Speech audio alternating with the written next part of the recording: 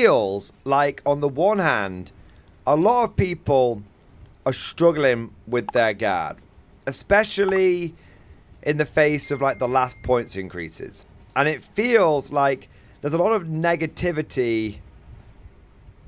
I feel there's a lot of negativity around the faction. You know, people worried about the points cost of things.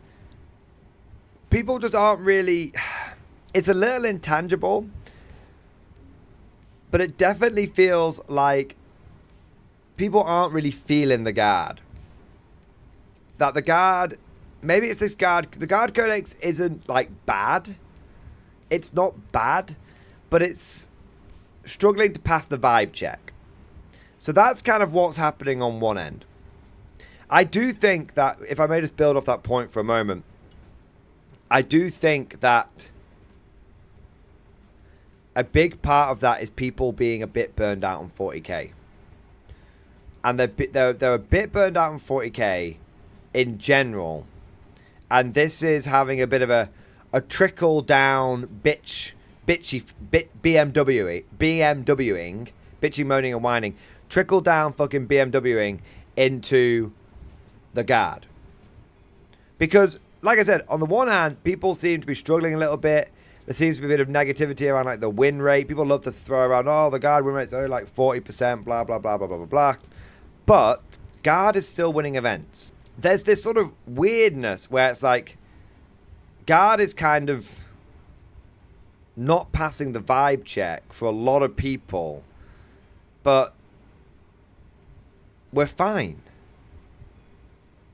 And if I drill down this a little bit and sort of express my own thoughts surrounding this, and I'm doing this off the cuff, so we'll meander a bit.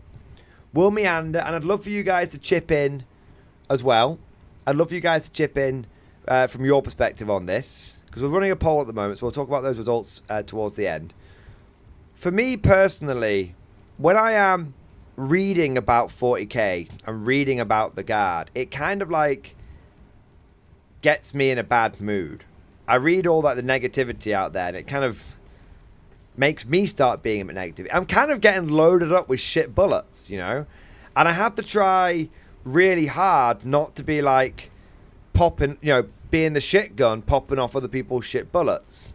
And I noticed for a little time that I was doing that, which is why, you know, I sort of said a few weeks ago, I'm going to be focusing on the positive. I'm going to focus on the positive. I'm going to be, you know, I'm not going to be BMW myself. I'm going to be try and be better. So focusing on the positives, but also being, you know, also touching upon the downsides, but without moaning about them. I suppose where I am with guard right now is that my number one criticism would be I feel like our points are a little tight at the moment.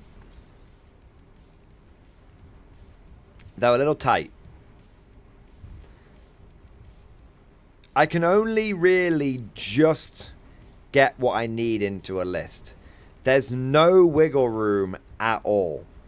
And when you look around at what other factions are able to put down onto the table, I've noticed on more than one occasion, it actually feels quite uncomfortable as a guard player, but there are other factions out there which are kind of matching our numbers, and they're matching our quantity, and in some cases they even exceed our quantity. Like right now, and obviously this could change, but right now it definitely feels like, you know, looking over at Tau for a moment, I look at how much stuff people can cram into a Tau list, and I am flabbergasted. Genuinely flabbergasted. And you know, that's just one example. I was looking over when I played Simon the other day with his Space Marines, and seeing the amount of stuff he was able to get into a Space Marine army was wild. Like we're going to a tournament together this weekend, and his Space Marine list has got more damage dealers than mine, and that's not because he's overly spec'd into them, but he's got baby knights in there. He's got gladiators in there. He's got dreadnoughts in there, and he's still got loads of like 5 and 10 man squads. It really feels like there's a lot going into the Space Marine. Like he's been able to get a lot in his Space Marine army. His Space Marine army doesn't feel. I'm not feeling like I'm getting a numbers benefit. I'm not feeling like I'm getting a quantity benefit, and I'm playing into Marines. So that's kind of like where my bugbear with Guard is at the moment. I feel like we're right on the skeleton. You know? There's no meat on the bones. There's no meat on the bones. So that's kind of my big issue there. Give me 1 second. So I just had to ban a sex bot over on Twitch. Goddamn degenerate platform. Anyway. Thank you, Russ W, for letting me know. So that's kind of my that's my only real gameplay issue with Guard right now. Obviously, there's some issues around the lore. I mean, I guess that's actually important. I don't just want to like... By the way, we will be getting to the positive. Don't really I'm not bitching, moaning, or whining. I'm just sort of getting the bad stuff out of the way first, and then we'll finish off on the good stuff. More positivity than negativity. I think also I'm really unhappy with the sort of direction like Guard lore seems to be going in. Despite GW's best efforts, I'm really struggling to give a shit about a lot of the characters that they're putting out there. I don't give a shit about Leontis. I don't give a shit about Lady Creed. You know, I want to see. I don't really give a shit about Minska Lansk or whatever she's called. She's fine. Like I just don't give a shit. Like I want to see. If they're going to go back to classic plans like Armageddon, we really should be seeing like Yarrick coming back and that kind of stuff, right? I think that the problem is that these new characters that GW have introduced, they've had a couple of years now, and there's just not enough history behind them. They're just not cool enough. Like Leontis isn't cool. He's basically a pencil pusher that decided to go to the front lines for a jolly. You know? Ursula Creed doesn't have the same epic growing up backstory as Usaka Creed did, and she hasn't got that buddy cop vibe that Jaren Kell had. You know? We need... I think GW, from a lore perspective, I'm just struggling with the Guard lore at the moment. You're not getting plasma guards with Yakuza. No, I know that. I know that. But I'm not saying that's a good... But I accept that's what's happening. But that doesn't mean it's a good thing. So, give me 1 second.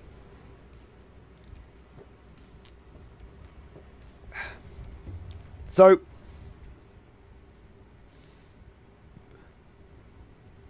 the points feel a bit tight.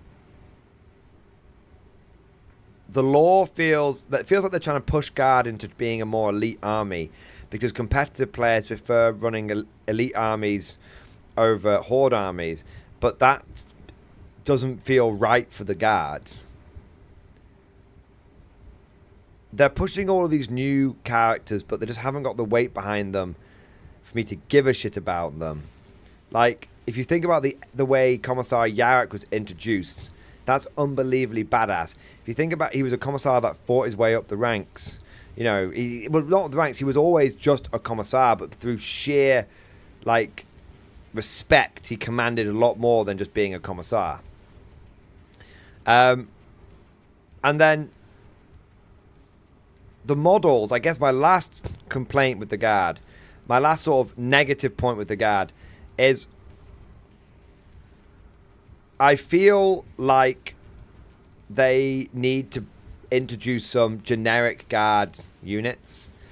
The fact that everyone is Katachans, Kriegers, or Cadians, even though you can say, well, my Mordians are running this data sheet. Yeah, okay. Fine, but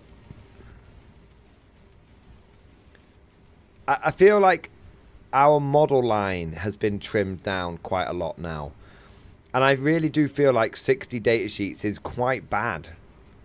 And you might be like, Mordian, what the hell are you on about? Like, 60 data sheets is loads. Like, that's like 5 times the amount that squats have got. Yeah, I know. But Guard have been around 30 years. I feel like we've lost a hell of a lot. I feel like I'll accept everything we've lost if we can start having more shit added back in, please. Like, what I want is a few new tanks, to be honest. I really, really like the Rogue Dawn. Many people like the Rogue Dawn. I would love to see some more plastic tanks introduced. Be it, we often gets asked for like a Dakar Hellhound, like a fast Dakar tank. That would be cool. Plastic Macarius would be cool. Bring back like bring another have another dedicated transport because the Torx isn't quite cutting it. Do you know what I mean? We need plastic Catachan Colonel. We need Catachan Colonel, Ripper Jackson as characters. Yeah, there's a few holes in it. Do you see what I mean? Like, there's a few holes in the roster. Like, you can take the only guys that can get like a normal officer, a senior officer, is the Cadians. Like, I need a Krieg Colonel. I need a Krieg Marshal back. I need a Catachan Colonel back. I need a generic platoon command squad back. I need a generic infantry squad back. I need a generic senior officer back. Do you know what I mean? Like, there's these quite obvious gaps that are in the Guard roster. And what's really frustrating is that those gaps are there because of arbitrary reasons, not for gameplay or balancing reasons. Therefore, well, we don't sell the models, so we're not going to make them reasons. So, in summary of the negative sides, and then we'll move on to the positives, all right? In summary, I feel like the points are too tight. I feel like the lore is too light. And I feel like the model range is barely complete. So, what about the positives? Because, like I said, I'm not sitting here and being salty. No way, shape, or form. What do I like about the Guard right now? What is on the positive side of things? What is the positive state of Guard? Well, on the first thing, it's a very specific thing, but I do think it is worth pointing out. And I'm going to have lots of little things, and I'm going to have some big things. I'm really going to go nuts with the positive side of things. I think there are more positives than negatives. And this is in no particular order. Like I said, shooting from the hip with this one. I love that Vanquishers are good. Leman Russ Vanquishers have been aesthetically my favorite Russ option for as long as I can remember. I love them. I think they're so cool. And so, like, even back in like 8th edition, when I was building my Steel Legion up, first Leman Russ that I built for my Steel Legion was a Leman Russ with a Vanquisher cannon. And I never ran it as a Vanquisher cannon in 8th because they were shit. But I just liked the look of the model, so I was like, fuck it, if I like the look of the model, I'm going to have it with a Vanquisher cannon. So, I really like that Vanquishers are good. Because Vanquishers are cool. They've got a great name, the Leman Russ Vanquisher. You've been vanked. It's just been revanked. It's vanking time, baby. So, I love that the Leman Russ Vanquisher. And I know it's a very specific thing. I love that. That's good. Speaking of models, whilst building them may be a pain in the ass, I don't think it can be overstated and overhyped how cool having Plastic Krieg is. Plastic Krieg is something that you greenhorns, you may not realize has been wished for has been begged for over a decade. Imagine waiting 10, maybe even longer. I mean, I remember people wanting Plastic Krieg when I was in uni. That's 14 years ago. Imagine waiting 14 years, at least, for your army to be released in plastic. Imagine the hype of that. So Plastic Krieg is really cool. And speaking generally for a moment here, I think although, and this might sound a little contradictory what I was saying before, but bear with me. I think that whilst GW has been stripping so much out of the Guard, what they've been stripping out is a lot of stuff they weren't really making models for. So, you know, they didn't make a generic platoon command squad. They didn't make a generic infantry squad and all that kind of stuff. And a lot of the Forge World bits and bobs. Whilst we have lost a lot of data sheets, we have been eating good on the quality of our codexes and on the model releases.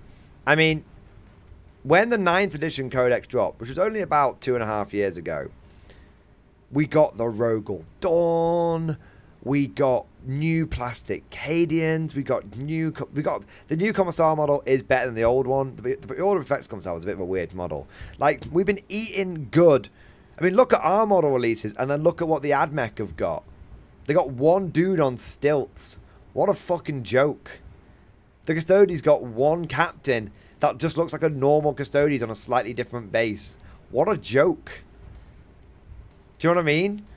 With the other factions, look, we have had more model releases than entire factions, new factions.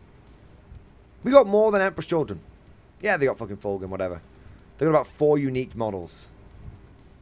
We got more unique models than Votann. In the 2 years since Votann and Guard and the new Guard dropped at the same time, we've had more models released than them. If you know, from Aquilans to limited edition, to limited run models, to Kriegers, to Cadets, we've actually had more releases than the Votann. Like, why the Votann have waited? The Votann have been waiting for ages, and we've just been getting more stuff than them. Kill Team, exactly, River Main. Kill Team alone keeps spoiling us. Yeah.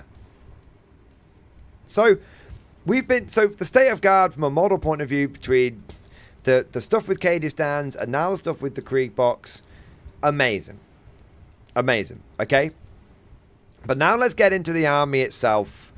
Let's get into the table. So we've talked about some specific things like vanquishers and stuff. It's an absolute meme that Tauroxes are good. Like, it is a meme. People have been, that's been years waiting for that to happen. And it's great that now Guard have got like foot-based, like towed artillery. I remember wishing for towed artillery, and now we've got it. So cool. So models are good. Certain like units that specifically I really like are good. Yeah, there's that's really cool. But now let's get into our tabletop performance. So, the reality of the situation is that Guard is actually doing pretty well on the tabletop. We're doing much better than our win rate would indicate. Like, a lot of people have been... Here's the funny thing. The Guard win rate since the beginning of 10th edition has been between basically 40 and 45%. The entire time. Sometimes it's been 42%, sometimes it's been 48%. Very occasionally it's been like 50, 51%, but we've pretty much always been a 40-ish% win rate faction. And not even like super high, just like we're in the 40s. Steady Eddie. Just chugging along. And for the most part, we've been okay with that. We've been fine with that. We've accepted that. We're like, yeah, because we know how worse it can be. You know, we had a 22% win rate, we had a 19% win rate, 8th edition and 9th edition at some point. Do you know what I mean?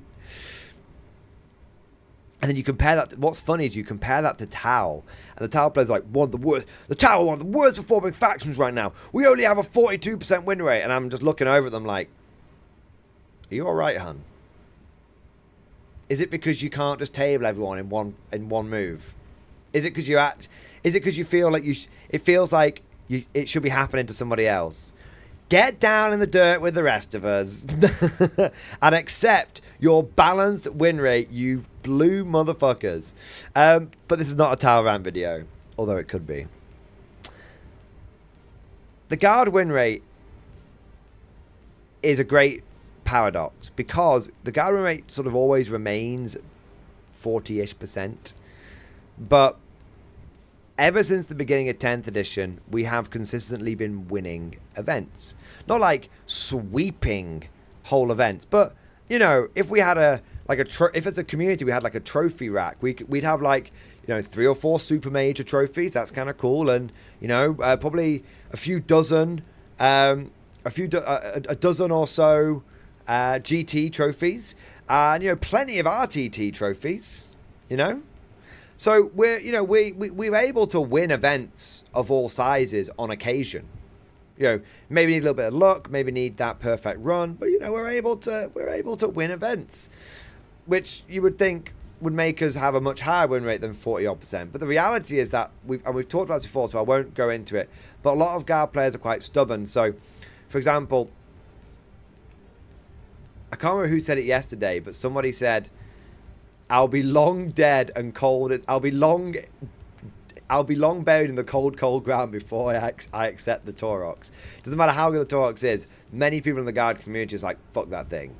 And another example is you can tell all the Krieg players that Combined Arms is the better detachment, but they'll still run Siege because it's the Krieg detachment, so they're going to run Siege. And all, you know, likewise, you can tell people that Hammer of the Emperor detachment is actually best for Tauroxes with like Kazakin and stuff inside, but they're still going to keep spamming Lehman Russes and Rogel Dawns and stuff, and have zero in the way of like Action Monkeys and stuff like that, because I like Tonk. You know, that's a prevailing sentiment in the Guard. I like Tonk. So yeah, Guard have been in this. Guard have got. Guard's win rate is somewhat held back by the fact that I would describe Guard players as a little stubborn. They're a little bit like dwarves in Old World, but it's not just that. Guard fundamentally, and it will always be this way, is a vibes army. Guard and Orc players share a lot in common. Orc players kit bash the shit out of their models. Guard players, we head swap the shit out of our models, to be fair. Guard players always be head swapping. But Guard players, I would say, homebrew the shit out of their lore. Like, a lot of Marine, I mean, a lot of players at the moment, they won't have like custom names for their army. They're like, "Oh, this is my Orc army. This is my Sisters army. This is my Space Marine army." I'm not saying nobody does, but one thing that I feel is, because I dip into a lot of different communities, one thing that I feel really, really, more so than any other faction, it happens in other factions, but more so than any other faction, Guard players will name their armies and they will personalize their armies to the nth degree. I don't collect Mordian Iron Guard. I collect the Mordian 50th Rifles. I don't collect the Imperial Guard. I don't collect Mech Guard. I collect the Armageddon 234th Dragoons. Like, my Scion army is called the Icarus Task Force. Like, so Guard players are vibe players, and this vibe manifests itself in the models that they like to collect. I'll be damned if I ever collect the Taurox, for example. And it manifests itself in the way that people like to play. And it really just, it's a really fundamental part of why our win rate can sometimes be lower than expected. But putting that to one side for a moment and looking at the like tabletop performance, and despite the fact that the points are really tight at the moment, Guard has a lot of really viable play styles, and we don't have just like one set meta list. Like, one thing you'll see with other factions is like when a meta list gets discovered, everybody runs that meta list. And there might be some very, very slight variations on it, but like and I'm making this up on the spot, so this isn't a real example, but well, actually, no, I'm going to use an example, but it's an out-of-date example, okay? But when Thousand Suns were good, everybody ran Magnus, 2 Vortex Muteth, 2 Mutilith Vortex Beasts, that's it. Like 3 to 5 little 5-man squads of Rubrics, a couple of squads of Cultists, a couple of the fast Zangor units. Whenever you encountered Thousand Suns, it was the same list every time. And he had it even with Orcs. Orcs were like, it got to one point at the beginning of 10th. You guys will remember me talking about this. At the beginning of 10th, I wouldn't ask my Orc player what was in their list, and I wouldn't even need to check the list on BCP first. I'd be able to predict it down to the last model. I've like a couple of Squighog boys, you've got Mozrog, blah, blah, blah, blah, blah, blah. And so we don't really have that in the Guard. Every single Guard list that you see win a GT is a different list. Sometimes it'll be Combined Arms. Sometimes it'll be Hammer of the Emperor. Sometimes it'll be Mechanized. Sometimes it will be Recon. And it's not the same people winning every single time either. Sometimes it'll be David Gaylard. Sometimes it'll be, I don't know. Sometimes it'll be a lot. Mostly, it's the only one I know is David Gaylard. But sometimes it's Art of War. Sometimes it'll be as a random person. Whether it's a GT, a Super Mage, or an RTT, it's always a different person. It's not just like one person who is winning all the events and everybody's then copying their list. You'll have David Gaylard take his Met Guard, and then you'll have myself with Recon Guard, and then you'll have Out of War with Hammer of the Emperor and stuff like that. Like, everyone is winning. I mean, I don't win GTs. I can win RTTs, but I don't win GTs. Everyone is doing well, but nobody is like just cookie cuttering. So I think Guard actually has a huge degree of flexibility. And on the, you can run a traditional Met Guard army, Chimeras, Lehman Russes, or you can go for a new mech army where it's like Rogol Dawns and Kazakin with Inside Torxes. Or you can go for a Combined Arms army, which has got some Lehman Russell Classicos, maybe a Rogol Dawn or two, maybe a Chimera or two, a couple of blobs of infantry, a couple of a Death Rider squad or something like that. Or you can have a Recon army. We saw a Recon army recently that had a mixture of cavalry and blobs. Like, there's all these different viable playstyles that we have, and all of them are solid, like 3-2, 4-1, and sometimes even 5-0. Now, that's actually a massive, massive, massive advantage to have on the tabletop. Because if you are playing an army where every time you play into it, it's near as damn it the same list, and with only a few changes, it means that after you've played the army 2 or 3 times, you are really, when you play into it the 3rd or 4th time, you're like, I know what this does now. And knowing and having that experience advantage is a huge, huge advantage. If you know what your opponent's army does, it gives you a big advantage. Especially if they don't know what your army does. Like, you could play into Guard 5 times in a row at a GT and play 5 different Guard armies, and every single one you would have to learn. The first turn or 2 would be you getting to grips with that new army. Guard doesn't have that same problem. Often we encounter the same shit different day. Yeah. Now, there's always, going to be shared common elements, so it's not like your opponent isn't going to have a fucking clue what you're doing, but they might only know what half of your army does, whereas you might know what 75% of theirs does. So we've got, and so speaking about some of these like specific play styles, which I think is really powerful.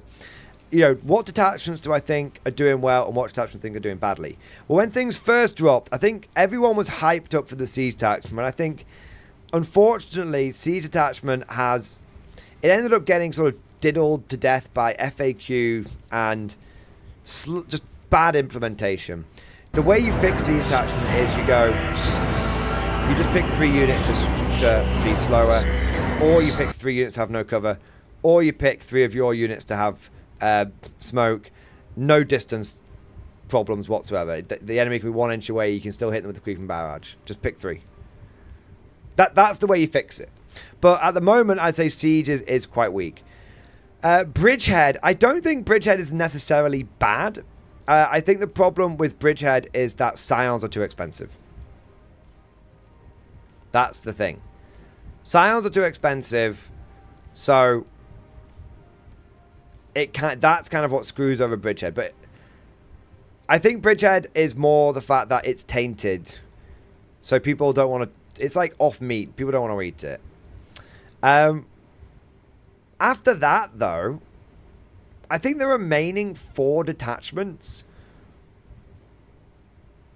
are all okay to damn good. I think mechanized is. I think you can build a totally legit mech army. It just isn't going to feel like it should do. So mech is powerful but doesn't pass the vibe check. My mech army should be all about chimeras. It shouldn't be about sticking ogrins and rattlings inside like a Taurox. You know what I mean? Yeah, the mech detachment is good, but it doesn't pass the vibe check. The final 3 are all creme de la creme. Combined arms, fantastic detachment. Good enhancements. Not all of them, but it's got some good enhancements. And my god, that bloody... the one that lets you shoot people if they come within 6 inches of you. 9 inches of you. That one was a big bag of shit until the Tyranid detachment came out. Now it's not so bad. But mostly it's grand strategies. Grand strategies, the army rule is good. There's a good enhancement there. All the stratagems are good. Combined arms is just, if in doubt, you can pretty much stick any half viable guard list. Half viable being it's obeyed the 4 pillars. Infantry screen, tanks for damage dealing, bit of indirect fire. Don't forget your secondary game. Into a combined arms list and it'll be fine. So combined arms really is just like, it's a comfy pair of slippers. Can't go wrong with it. Then you get Hammer of the Emperor. Hammer of the Emperor is so good. And it's good because it's good. Movement wins games. And it's good because it's really the true mech assault detachment. And it's good because even if you just go full tanks, that works. And people have been waiting forever for a guard tank army to actually not be a meme. Yeah. And now that Titanics are back in business, I think Hammer of the Emperor Banesword is going to be pretty hype. Yeah. And then we have Recon Detachment. Recon is really good. There's only one thing that screws over Recon, and that is Tau. That's it. That is Tau. As long as you don't play Tau, you'll be alright. Because even if you face assault armies, you've got your stratagems cover you for that. Recon is really interesting because it's like your detachment rule protects you against shooting and your stratagems protect you against assault. So it's like, it always does better. People, when they first saw it, like, it's a bag of shit because it can't deal with assault armies. And my experience was Recon can very much deal with assault armies. It's no problem with dealing with assault armies, even slightly. between being able to stop people from deep striking close to you, taking out deep strike pressure and like rapid ingress pressure, between that and being able to slow people down and being able to move away from them, and the fact that you've got the enhancement that lets you make people -1 to hit, so that affects them in melee and in shooting. Yeah, it's really good. And the fact that you've got uppy downy, which is good for secondaries, and the fact that you've got precision, which is great in 10th. It's basically the anti-10th edition stratagem, because everyone's units works on putting characters in units, pick up the characters, the unit starts doing it really badly. And then you've just got courageous diversion, which is like just amazing. It's like, look at me, look at me, look at me, look at me, look at me. Yeah, it's so good. So yeah, recon is just great. And the fact that you also have the recon Baneblade and you can recon in force is amazing. In fact, for my next RTT, which is not this weekend but next weekend, I am really torn between taking Bane Sword, Hammer of the Emperor, and Bane Blade recon detachment. Yeah. I'm really torn. Really, really, really torn. Oh, man. So, but the point is we haven't just got one good detachment. We've got 3 to 4 good detachments. And that means that, and I'm a little stuck in my ways, but I'm starting to dig myself out of being stuck in my ways. And that means that Guard is still one of the most fun armies to play right now. If you're genuinely, if you're someone that's is struggling a bit with 10th edition because you're like, it's fucking same shit, different day, you don't really have that same problem with the Guard. Because in the Guard, it's like, okay, I'm getting a little bored of my combined arms hybrid Guard army. What can I do to have a palette cleanse? What can I do to mix things up? I know. I'll go and buy 6 Chimeras and run a Met Guard army for a bit. Sick. And then you're like, oh, I'm a little bit bored of Met Guard after 3 or 4 months. What will I do now? Fuck it. Let's go Hammer. Yeah, let's go fucking Hammer. Buy a few tanks. Run Hammer for 6 months. Oh. At that point, you're either like, I think I'll go back to playing some hybrid Guard. I'd like to have a bit of infantry in my army. Or you can be like, you know what? I'm fucking going recon, baby. Bang my Baneblade in there. Stick 100 infantry on the board. Have a great time. Yeah. You can just keep things fresh. Keep things interesting. And I think that's one of the things. And I've played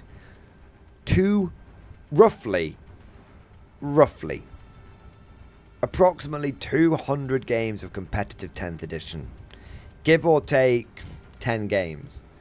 If you include all the battle reports and all the practice games that I've done, I must be on 300 games of 10th edition. Because I basically play every single week on average. And until the last 3 months, I was going to 2 tournaments a month, pretty much every month. Not always 40k ones. So on average, I was going to like a 40k tournament every month.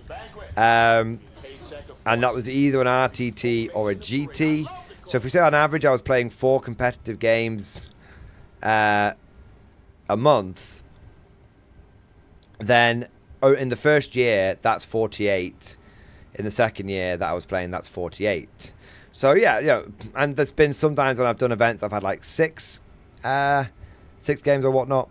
So the point is, I've played not 200 competitive games. I've played 100 competitive games of 10th edition, and I've played probably that again in sort of casual games. So on average, if I play 40k once a week, every week for 2 years, again, that sort of comes to that. So I've played about 200 games of 10th edition. Pretty much the vast majority of them, 80%, 90% of those with Guard. And I'm only just starting to feel a little like burned out. And even then, I took 3 months off, and now I'm itching to get back into it. I'm signed up to like 3 or 4 tournaments. I'm absolutely itching for it. So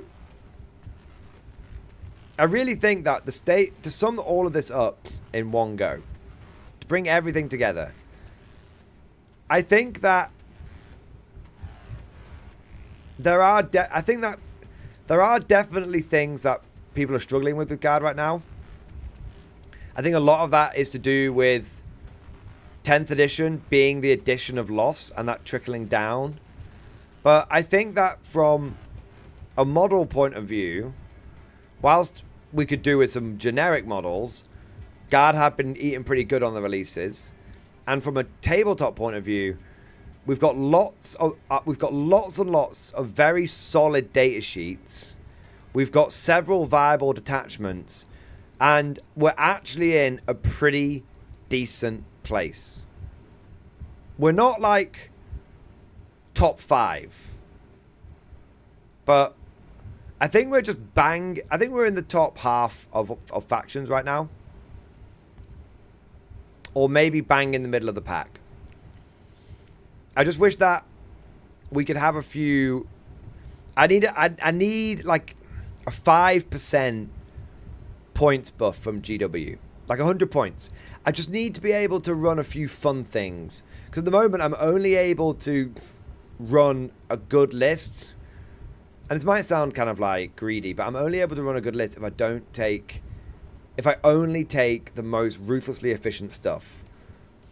And I would like to have an excuse to be able to run a few more fun options. One or two cheap, cheerful options. Yeah. All right. But that, in my opinion, is the state of the Guard right now. Let me know what you guys think down in chat, down in the comment section, because as always, all of this is just like my opinion, man. What do you guys think? There we go.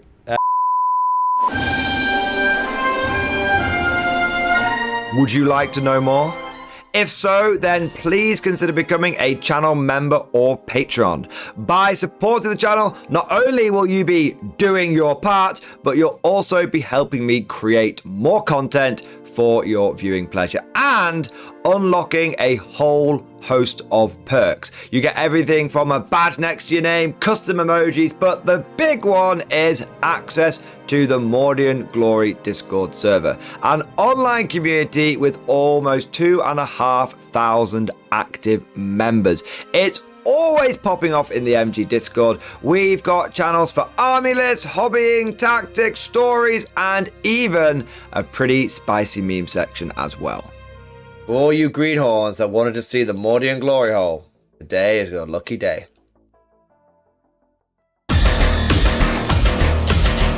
And joking aside, I do want to say a massive thank you to all of the current channel members and patrons. You guys are amazing, truly the lifeblood of the channel. I could not do Mordian Glory full-time without the incredible and generous support of my members, so thank you guys so much. And last but certainly not least, I want to say a personal thank you to all of my top tier Patreons.